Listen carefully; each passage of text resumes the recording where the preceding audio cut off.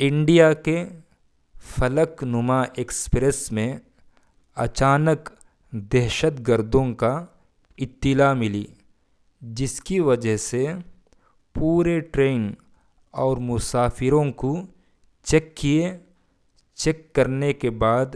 کہیں بھی ایک بھی دہشت گرد نہ مل سکا۔ پاکستان کے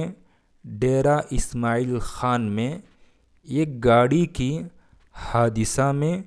ایک ہی خاندان کے 13 آدمیوں کی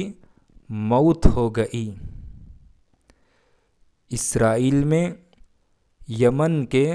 حوثیز انصار اللہ کی طرف سے میزائل ڈالا گیا، جس کی وجہ سے اسرائیل کے رہنے والوں میں ہزاروں کے آدمی اپنی جان کو بچانے کے لیے شیلٹر میں جا کر چھپنے پر مجبور ہو گئے۔ برازیل میں ایک چھوٹا سا طیارہ جس کو جیٹ بھی کہا جا سکتا، اس چھوٹے سے طیارے کی حادثہ میں 4 آدمیوں کی موت ہو گئی، اور اس 4 آدمیوں میں سے ایک مشہور آدمی کنگ جین یو بھی شامل ہے۔ دوستوں، اگر آپ کو